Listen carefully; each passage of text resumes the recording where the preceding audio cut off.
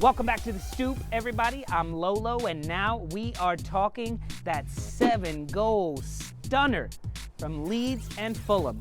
But first, if you want to see more Premier League analysis and nonsense from your favorite boys in Brooklyn, don't forget to hit that subscribe button and click the little bell. It'll send you a reminder every match week when we send out new videos. All right, let's get to it.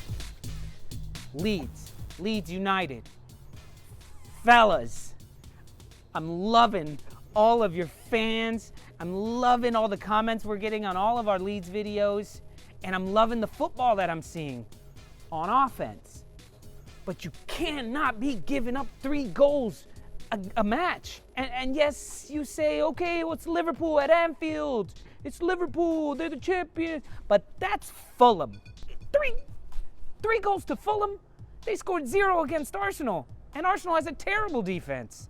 All I'm saying, somebody's got to close those gates up a little bit. You know this. I haven't followed you guys for very long. I don't know if this is part of the game plan to let in 100 goals a season, but you score 125. Maybe that's part of the plan. I don't know. James, is that part of the plan? Yeah, well, I promised entertainment, and you got entertainment. You delivered. So we are by far, I think, the most entertaining team in the league. And what I like to say is, I'm pleasantly surprised by the emergence of our wing play. First match it was Harrison. This match it was Costa. Costa was just incredible. I never expected that from him. And I know that Bielsa made a point of wanting more production from his wings as far as scoring was concerned last year. And this season looks like we're getting it. So there's something that clicks there as far as the team chemistry is concerned and the tactics, and so that's fantastic. I would say that the defense is troubling, but I will tell all Leeds fans just to take a deep breath because, Cooper and Whitehead, they're growing pains. It's a new center back combination. They're going to have problems initially, and I think that you should expect that. I think it's normal, and so we'll see.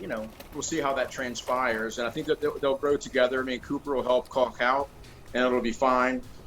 Ultimately, plus apparently we've sealed the deal for Diego Llorente today, so he's joining us from Real Sociedad. So that's going to be a huge addition. So I think that it's worrisome. It's a little bit worrisome surrendering that many goals. I think it's more a matter of miscommunication than anything. Caulk has, had some growing pains back there. Obviously, he's surrendered a couple of penalties.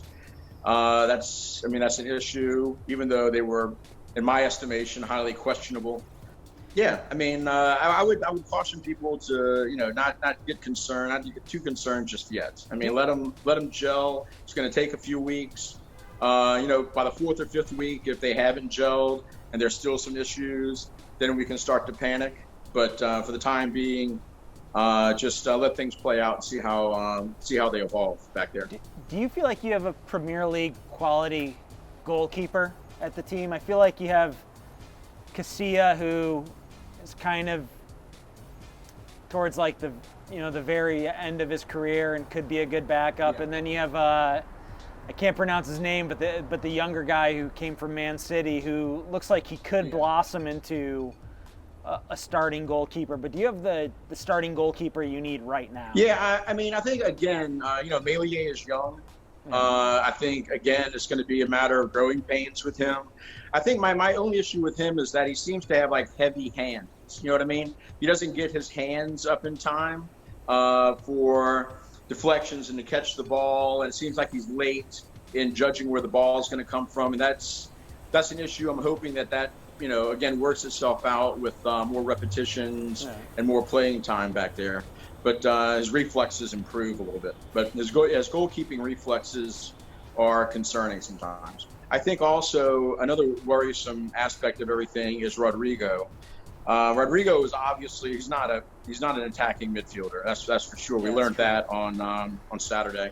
I think he's better suited to maybe playing farther out on the wing and maybe coming inside. I play in the middle a little bit more, but coming from the wings to do it. He was winded by halftime, which leads me to believe that he's not in shape.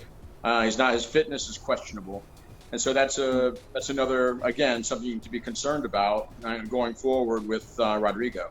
Can we give a little love to Fulham? I mean, was it because you guys know each other from the championship and have butted heads a few times, but that they played a better match?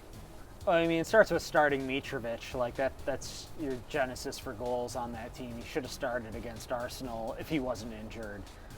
So he adds goals to the team.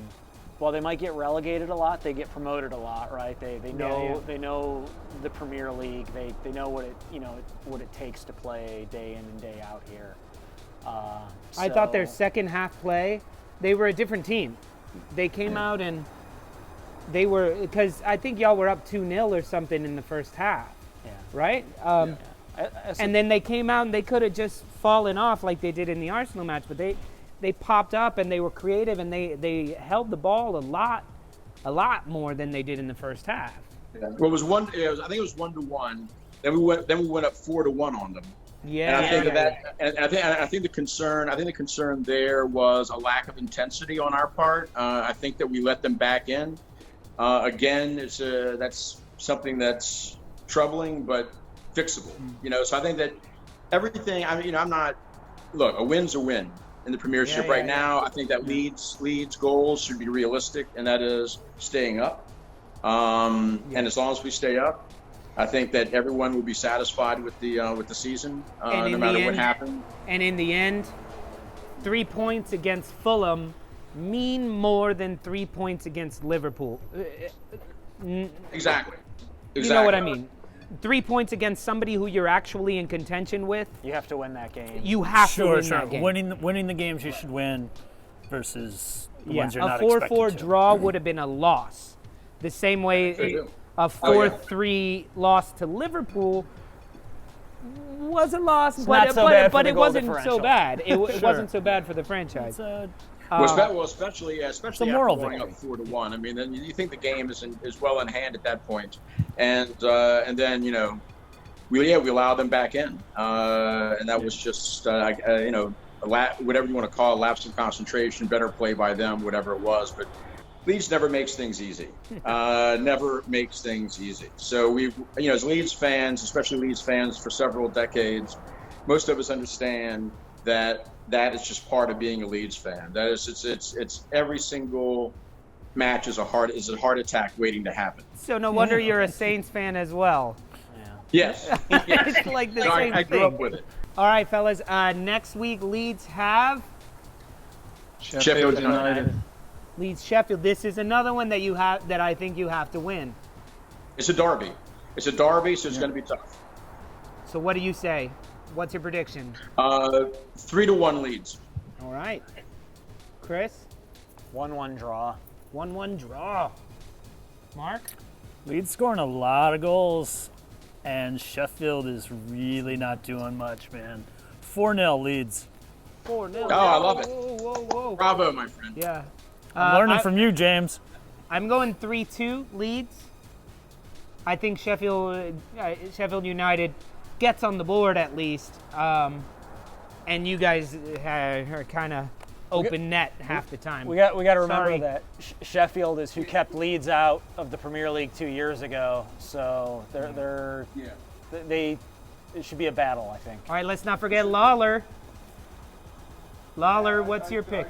I go with Chris. I think it's a 1-1 game. I think Leeds will actually learn a lesson from the last game. I call on them to ship 100 goals this season.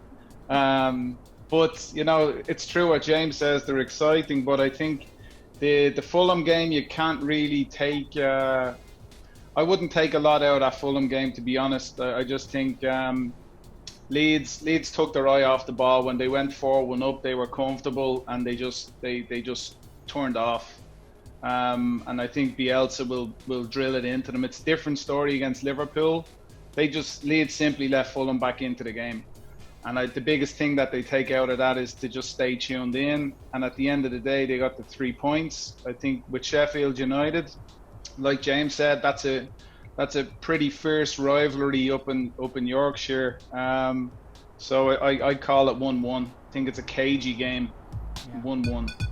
All right. Well, thank you, fellas. We will see how it all turns out, and we'll see you guys next week. Thank you guys for watching. Don't forget to subscribe and write comments down below. We will respond, and we will tell you why Lawler is right about everything, and you're just not. See you next week. Bye, boys. See you guys. Leeds, Leeds, Leeds.